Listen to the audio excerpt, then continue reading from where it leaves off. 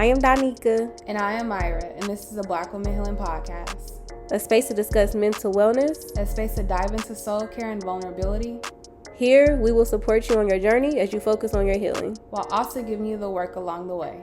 Welcome to Black Women Healing Podcast. I am here to announce that our book, Let's Heal, a workbook designed for Black women with various modalities by your co-host Donika and Myra, is now at a storefront. And so the storefront is Urbana Goods. It's a community store that brings an upgraded experience of connecting with the community with small crafting gatherings and workshops and supporting other local businesses by housing and selling their merchandise, such as us. And they even sell some of your typical items from the local convenience store.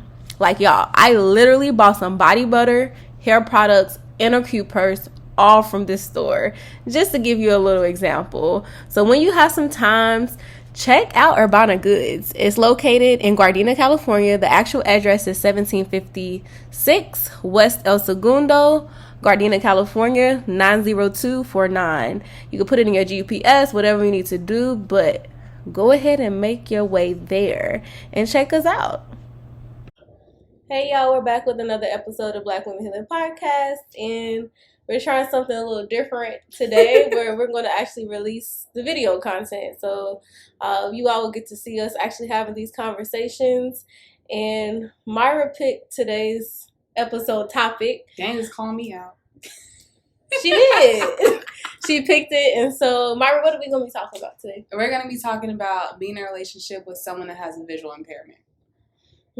See, we're already getting into it. So the word visual impairment, is that different than like saying someone's blind? Does that change, you know? I think it's a little bit more inclusive, because when you think about visual impairment, as you see, me and Donika have on glasses, right? So we both have a visual impairment. But my partner is someone that's legally blind. And so that's kind of just like the word that he uses. And that's the word that he uses to just be inclusive of people.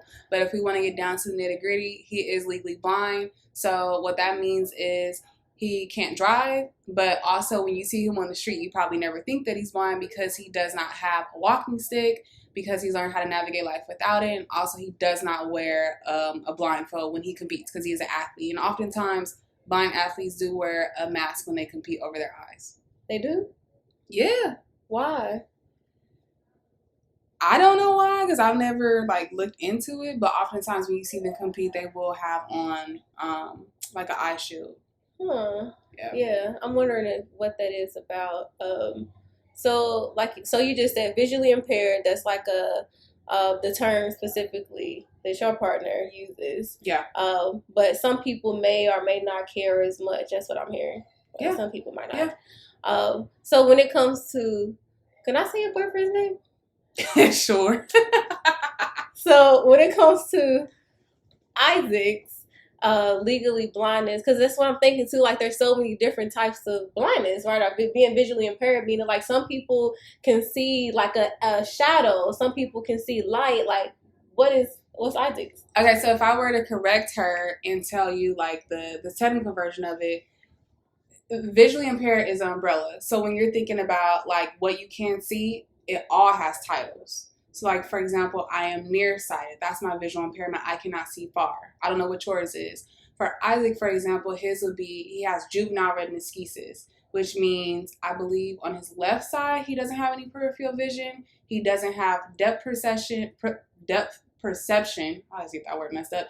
And then also, he can't really see you unless you're like this close to his face. Whereas someone else that has a visual impairment, like I said, they may be like totally blind. And I don't know all the names because they're real technical, but it might look like, oh, at the age of 6, I'm starting to lose my vision. I've become visually impaired, and I can only see within a certain limit. As I get older, it gets worse. And then I get to the point where I become completely blind. Right? And then there's the legally blind versus the, I guess, I don't know if it would be like totally blind, where that just means like you can't see, right? But you can see. And what that means is, I know you near me, I can see that. Maybe I can make out some colors. I can't see your facial features, but I know you're there. But then there's also the point of, I can't see you at all. Right. So basically, with Isaac, Mm-hmm. If you like this close to him, he can see you. Yes. Okay. That makes a lot of sense. I've been around Myra's partner and like most definitely does not let the disability control his life at all. Like you would have no idea at all. Like I do. I most definitely forget. So yeah. I mean, shout out to Isaac first of all for not like letting the disability control his life. But also hopefully, Myra, you got consent for us to talk about this too, for allowing us to talk about this on our platform. So get into the nitty gritty. Thinking of even how you all met, right? Yeah. Like technically, you got to be this close for him to really see what you look like. So we know Myra's mom. She's fire, right? Her body, hair, like she looks good. How did that happen? Was you like in his face? Did he come close to you, or was it like how did that happen? Oh, now I don't remember. Okay, so when we first met, we met on a date app. Yes, and he had like just moved to San Diego, and so I was like, I had asked him something along the lines of like, "You gonna pick me up? Like, how's this driving thing gonna work, right?" And so he was like, "I don't drive," and you know, a lot of my friends be like, "You don't drive," but I'm not that person, so I was like, "Why don't you drive? Like, what's up with that?" Yeah. Because it could be you got a phobia of driving. I don't know. So then he's like, "Oh, I'm legally blind." And I was like, "Oh, okay." So me being me, I Google everybody. Like, I Google my friends. I Google everyone. So I'm typing it on Google. I'm typing in his full name. And then I was like, well, what type of blind are you? Because a lot of people don't know that, right? Yeah. And just give a little bit of a backstory. I have this mentor. She's an MFT. She's very esteemed in her field in LA. Her husband is blind. And I grew up around these people. So I always have that in the back of my head, just like how he like navigates the world and how she navigates it with him. So of course I'm thinking to ask that because I'm like, you know, I have that background randomly. And so I ask and he like tells me juvenile red excuses and I'm like, did he just make that up? Because it's like the way the word don't even sound real. So I'm Googling it and it comes up and I'm like, oh, okay, like this is like legit. So anyway, I'm like, I don't care, meet me in my house, you know, this is what we gonna do, this is the plan. So he meets me in my house and we were so like engulfed in our conversation that him being blind wasn't on my mind. Like it never crossed my mind because we were just so engulfed in the conversation. Like I wasn't worried about how he was looking at me or anything like that. I think that piece kind of comes up later on when it's like, did you see I just got my hair done? Like, is you paying attention? Or like, does it look good? Like those type of things are like. So when y'all first met up on y'all very first date, where'd y'all go? Oh, girl, where didn't we go? That was like a 12-hour date. Y'all very first date was 12 hours? I might be exaggerating, but we went to like 5 different places. We started off at the beach because remember he wasn't from here, so I'm also showing him around the city. So what was the first interaction though? Like, was it like he came out of a interestingly car? enough, you know, so like, he's walking down the street because his Uber, he didn't know where he's getting dropped off at. Okay. So he's walking down the street and he's trying to figure out where he's gonna go. Meets up with me, and then we get into my car. Which now looking back, I'm like, girl, you real trustworthy, just letting people into your car. But again, I Googled him and said he really was blind. So I'm like, what else are we gonna do, right? Like I was expecting him to come pick me up. So what is the real difference, right? So we get into my car, we go to the beach, then that turns into like, okay, this is cool. And then we're just hanging out the whole entire day. We went to the beach, Balboa Park, we went to Did y'all hood when y'all first seen each other? Or was it just like, get in the car? Like, did you open the door? You know what I'm saying? Like, what was that very first interaction? So the very first overall, we FaceTime. Because he didn't want to get catfished. And I'm like, what you mean? That's fair enough. Fair enough. Are you so we have been FaceTiming each other. And so that was more so like our first interaction. I want to say we hugged, but it was like a, hey. Yeah, it was like one of those. Yeah. Yeah. So, and I think I hugged him goodbye. But it wasn't nothing like it wasn't too much. It was just enough. I mean, even thinking of that though, even with FaceTime, like, he could see you. Yeah. Like these, I'm just thinking of like these different pieces of like touch, you know what I'm saying? Like all these different types of things. Got in the car, didn't need your assistance to get in the car, all of that type of stuff that typically I think that sometimes you think of or that you don't think about. Or you think that that's how it is, but that's not how it is. Well, I think with Isaac's a little bit unique because he got his diagnosis when he was 2 years old. And I think that it's all about when you get your diagnosis and the people you're around. Mm-hmm. So with his family, even like when I see them now, his disability is not at the forefront of anything. They've always treated him like he was normal. Even his mom talks about like he used to run into shit all the time as a kid. Mm-hmm. And it was more so just like, okay, you can't see that well, so we're going to get you help. It was never like, since you can't see that well, we're going to hold your hand or do anything like that. His mom always made sure that he had the resources. And so his life has always been like, my parents never stopped me from doing anything that a quote unquote normal kid would do. So that's how I always lived my life. Mm-hmm. Dang, at 2 years old? At 2 years old, yeah. His whole life. It makes me think of, the movie Ray Charles. Yeah. When the little kid, he becoming visually impaired, mm-hmm. and the mom was like, letting him figure it out. Like, you got to figure it out. And that's really how his mom is. Yeah. It's just like you figure it out because, and I think this is the piece when we were talking about earlier today, raising kids to be adults. Mm. Because imagine if she held his hand, didn't make sure he had resources, did all these things, he would not be the person that he is today because Absolutely. He'd be like, I need my mom to help me out. I need help for everything. Right. Yeah. But this man don't ever ask for help. It might be a rare occasion. I just like, you asking for help? What? But he don't really do that unless he absolutely needs it because he knows I can figure it out. Like, I don't really need the help.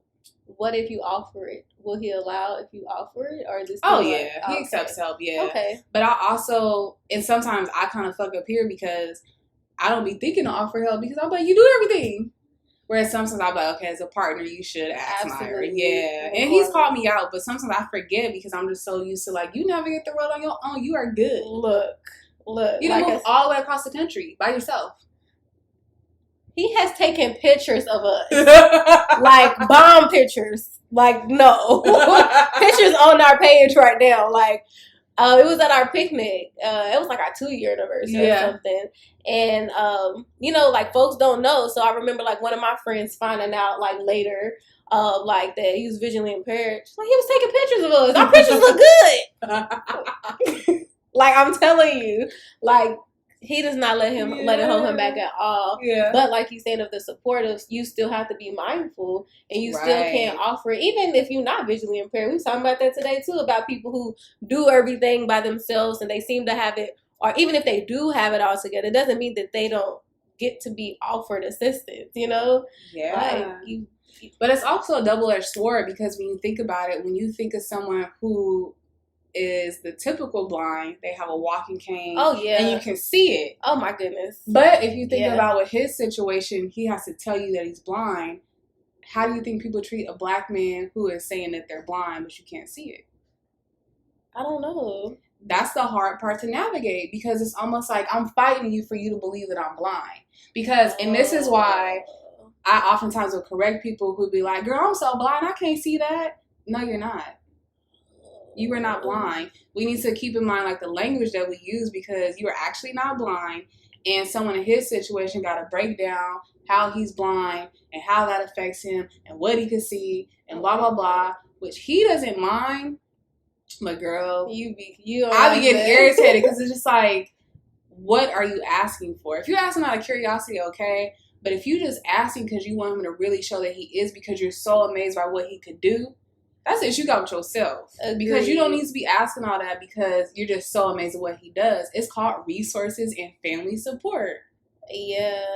Yeah. No, I mean, that is true. Because like I'm saying, I've never thought to even ask him, like, what type of visual impairment you have? What is going on? Yeah. I know that he's visually impaired and that's what it is, Yeah. It's been times where I forgot and I've been like... I think all my friends I've been like, I said, look at that!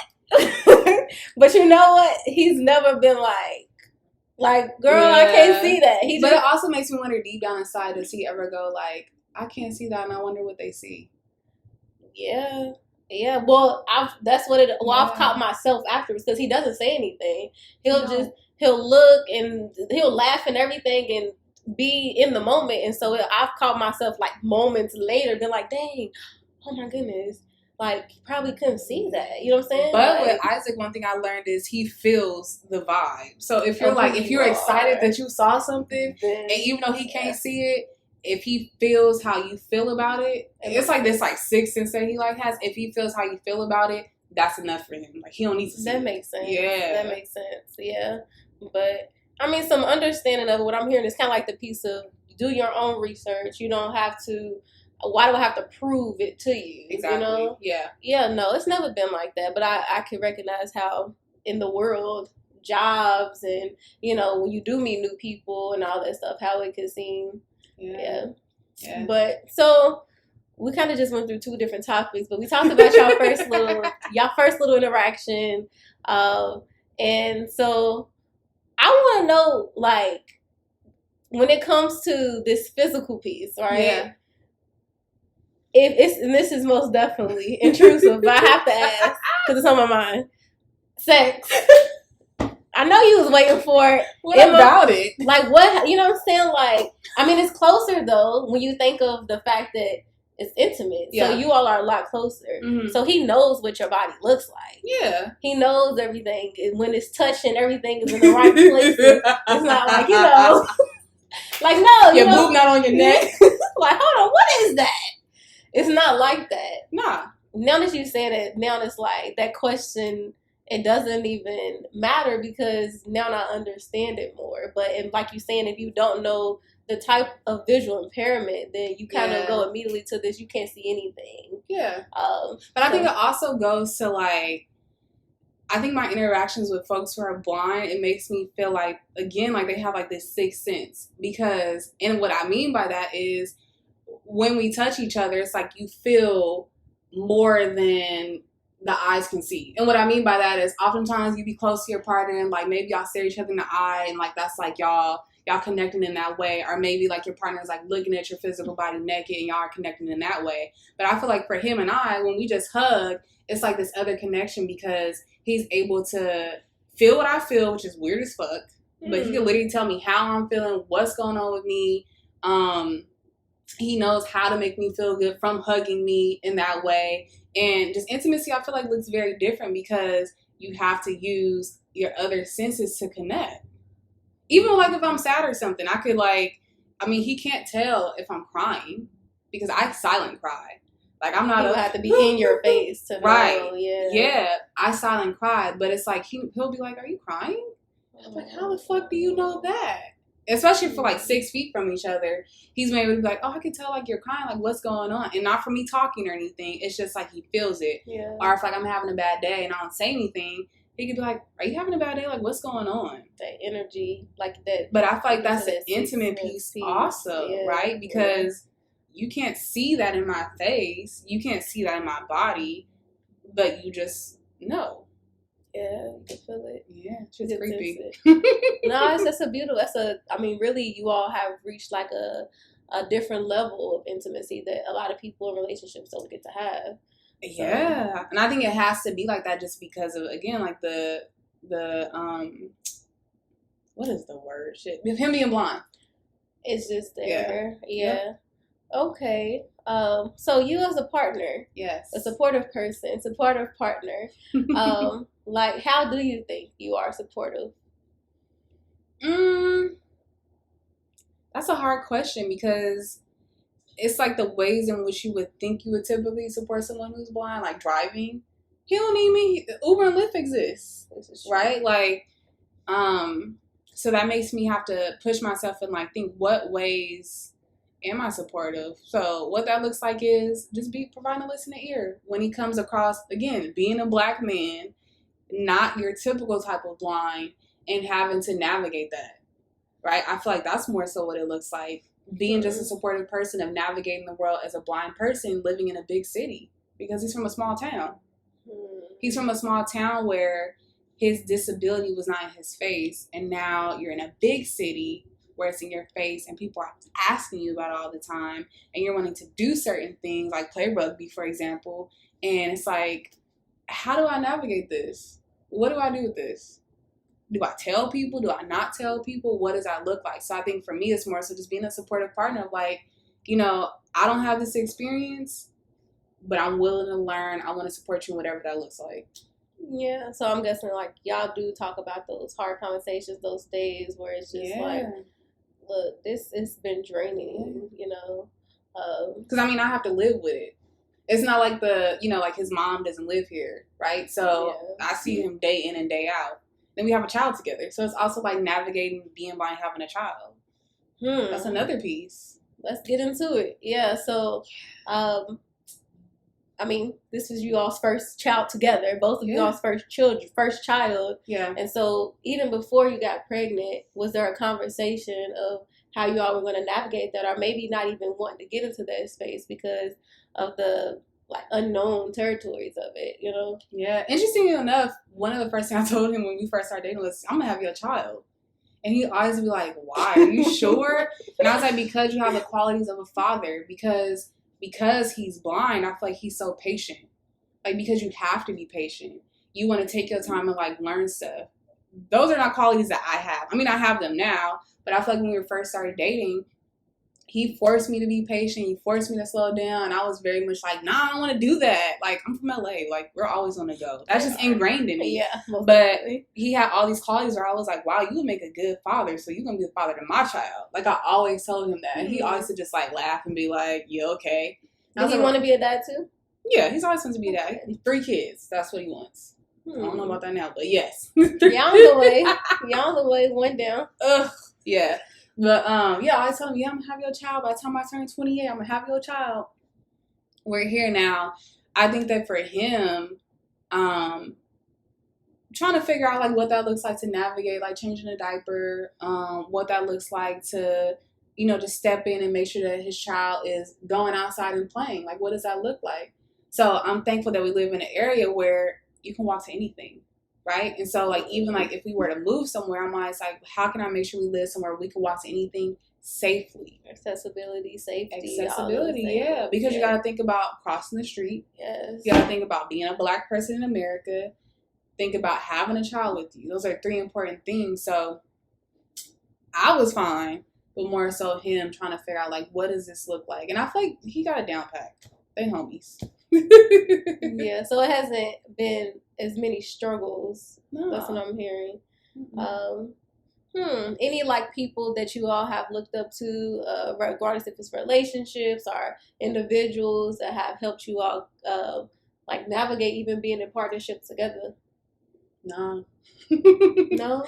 I feel like it's interestingly enough, we've been the people that have helped other people navigate their relationships based off of what we've been learning. Because a few of his friends have recently had kids too after we had Shyla, and it's really cool. I just love to help people. So, of course, he was like, I want to be involved and help them how to be a dad. And I'm like, I guess that means I got to be involved too. Okay, whatever.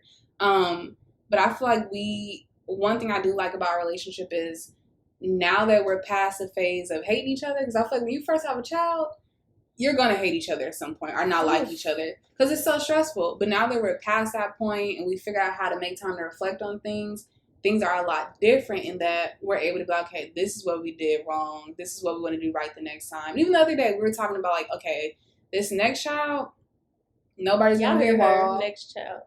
According to him. This next child, nobody's going to be involved because we feel like we got it down pat. As far as the pregnancy, giving birth, the beginning of the nobody's gonna be involved. What do you mean? Because with Shyla, people were a little too involved. Really? Yes, too involved. Okay. Whereas now we need less involvement from people that don't mean well. Okay. Right? Okay. And just being mindful like what that looks like. We don't have to accept help from everyone. You can pick and choose who you accept help from. How about that one? Yeah, but also showing up for, his friends that are now having kids and just being that support for them. Mm-hmm. There's been a lot of deep reflection. Having a kid will literally place in your face your issues. Interesting. Yeah. I mean, I guess I'm thinking like, especially with like social media and just like pop culture in the world in general and information easily accessible, like, like different people, different couples who maybe have a platform that talks about their relationship dynamic. Yeah. I'm surprised you haven't found or seen anything like that, I mean, I love Kadeen and Duvall. Yeah. I absolutely love them, but I don't feel, because I feel like we have such a unique experience, and I've been telling Isaac, I feel like we need to have more conversations about being in a relationship and having kids with a visual impairment. That's what I'm talking about. That don't exist. Are you serious? That's what I'm saying. Like, that's interesting that it doesn't. And I literally was telling, I've been doing the research on it. So I'm like, we should build like a platform on that. That's wild. Yeah, I ain't found nothing. And I know you would, because you resourceful. You be finding stuff like that. There's nothing. That's what I'm saying. Like or even like you did say like that couple that you knew the lady that they don't have no kids though. Oh, they've been together for like 40 years though. They have no kids. Did you even learn anything from that relationship though that you've taken into your own?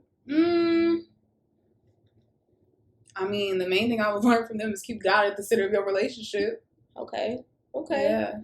Yeah. So you all could and probably should, if y'all have the space, be onto something and create a platform for that because it's needed.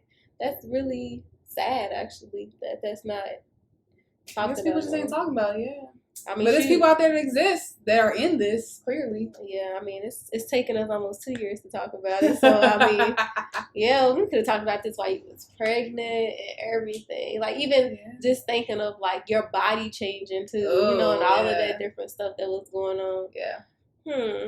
But it sounds like y'all in a really good space, and it sounds like that, like you just said, what's worked for y'all had to figure out. I mean, it sounds like it's, all good over there. Her therapist back. She reframing and restating what I'm saying. It's good. Oh, no, hold on, y'all. I gotta make sure I asked all my questions.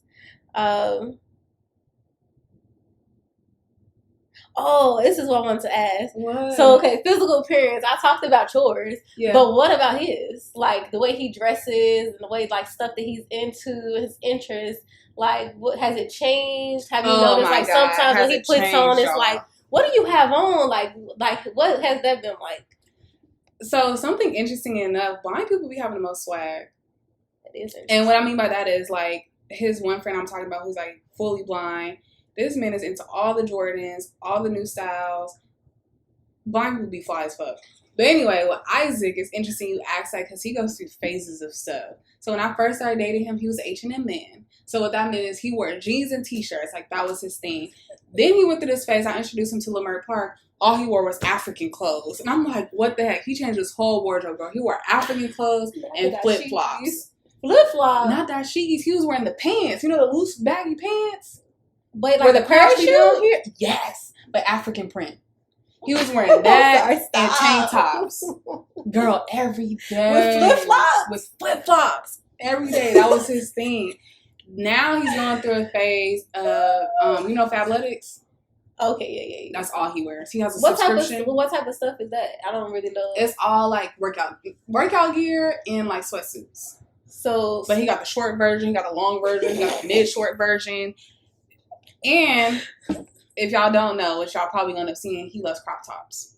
So I think yes, my man wears crop tops, but it's only because that's an athletic thing though too. Like athletes and stuff, I feel like they, especially back in the day. That's what I'll say. Back in the day. Yeah, back in the day. This is not back in the day. But anyway, that's more so to make a statement to bring awareness because his thing is it's in my DNA. So everything that I am is within me, basically. What they got to do with the crop tops? So his crop tops, they say DNA across them, and it gets your attention to read it. I mean, that's true. Yeah, so it's a whole moniker. Yeah, and he considers himself a superhero.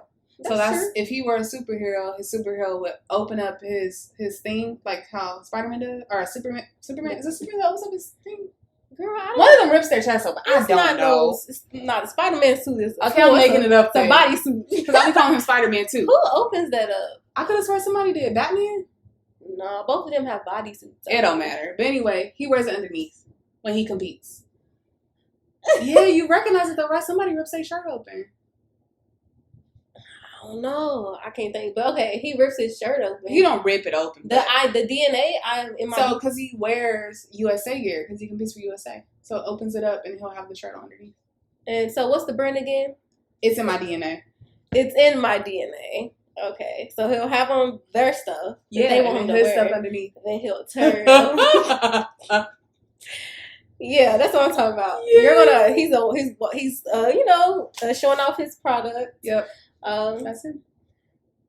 So basically his style is very intentional. Even as you talk about the different changes, the Afrocentric, that was probably him in that stage of like really diving into his history and everything, right?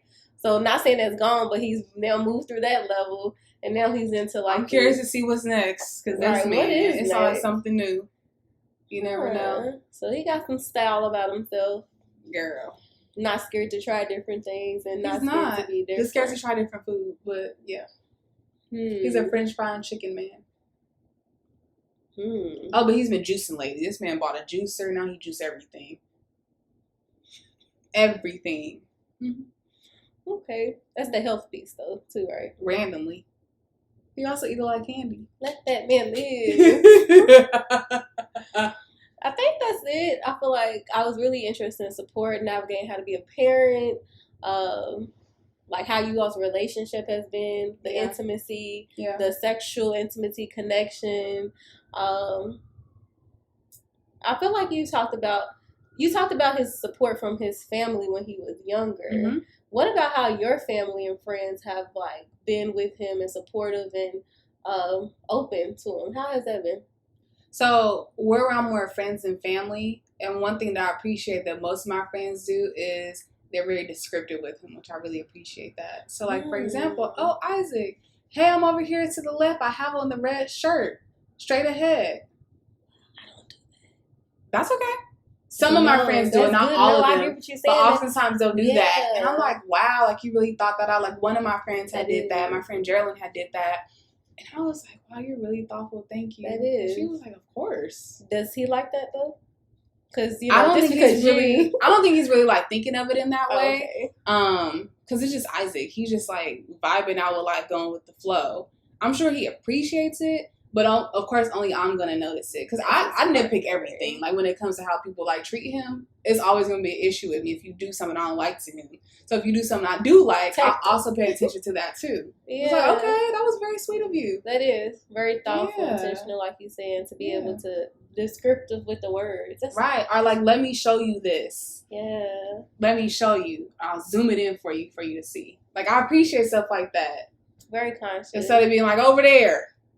That was me. No, that's fine though, because you're not thinking in that way. You're not around them all the time. That too, but also the more information you have, like it's not that, because this kind of goes back to the piece of like, it's not trying to ignore the disability, but it's also, I'm not trying to make this everything your whole life. Like, oh, are you okay? You know, I don't want to be like that. That's annoying. Exactly. So it's the piece of like, well, I kind of like, I'm not going to step in until if you say something, then I will. Yeah. But what you're saying is so helpful. You know what I'm saying? Like, but one thing you did that was really helpful that I never forgot about. When I first asked Shyla, you had came to visit.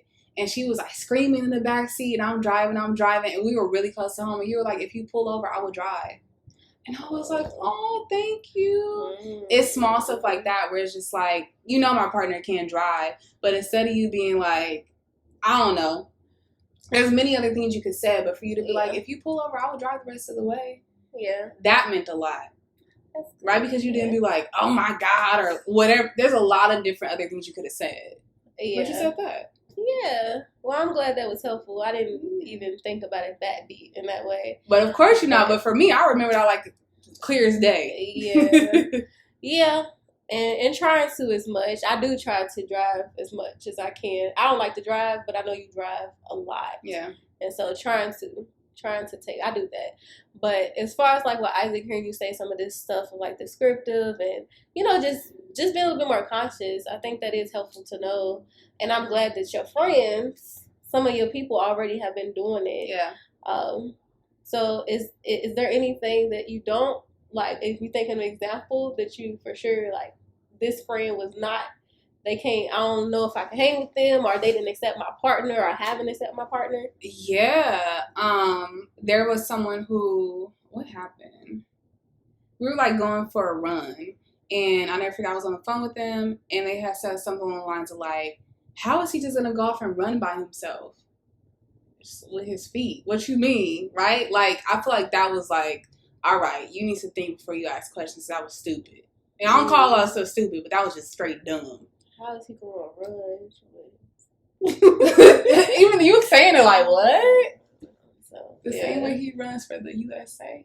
He gets paid for it, right? Yeah. Same way he does his job. Yeah. That was a little ignorant. Very much so. Yeah. Especially they had already been around him and stuff too. Mm-hmm. Yeah, that's pretty bad.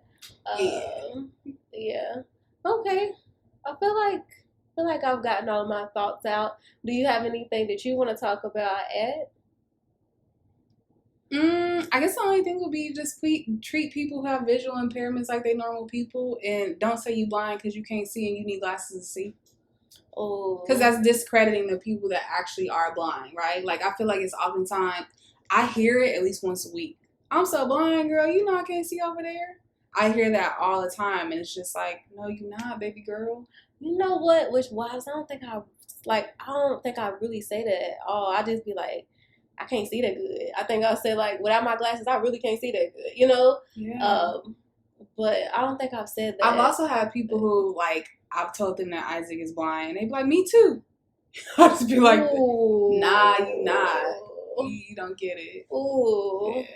That has been something that has irritated me with, like, some friends, where I've had to break down for them, like, no, you're not. Don't say that. Let's get this correct. Yeah. That's different. So you said, wait, what was the other one? So you said, you know, people just being mindful of not saying like I'm blind or whatever. Mm-hmm. And then what was the first one? Just treat them like they're regular people. Absolutely. Yeah. You don't need to stop and say, I'll pray for you. I'm going to pray for your vision to come back. Do you need help? I'll guide you. Yes. There are apps that these people could use where they just hit a few buttons on their phone and they show the person what's going on near them and the person will talk them through it. And oftentimes they use that and they fine. I can't think of what the app is called. I think it's called like My Eyes or something. I'll have to look it up. But there are apps that exist that talks the person through whatever they do. It's like FaceTime almost. But it's people, you can sign up for it and volunteer, where you might randomly get a phone call and they might say like, oh, do you see like my can of green beans in this or whatever? Or I'm at Walmart. Can you tell me where the rollbacks are? Do you see it? Where's the discount? Yeah. Oh. I feel like especially people who are older who are blind, you don't have to stop your day for them. Like, unless you see them, like, struggling to get across the street or something like dire, you could go on. You don't need to stop and make a big deal out of it. Because they go on about their life just like how you should. Yeah. Okay, this is a good episode. This is really good. A lot of information, but also I appreciate you being vulnerable. Yeah. And talking about a very, vulnerable piece of your life. Intimate. That's what we'll say. Yeah, intimate. It is very intimate. And so, thank you for allowing. You next on the chopping block. I don't got nothing to talk about. Dating outside your culture. Oh, that's a good one. That's a great one. Yeah, I'll do it. But yeah, thank you. And also, thanks to Isaac. Shout out to Isaac. Yeah, shout out to Isaac, y'all. He's really, really dope. Like, we gonna put his stuff in the description too, because y'all gotta follow him. He's dope. He's dope. So, I think that's it for this episode, and we hope that y'all enjoyed this first visual episode we got going on here.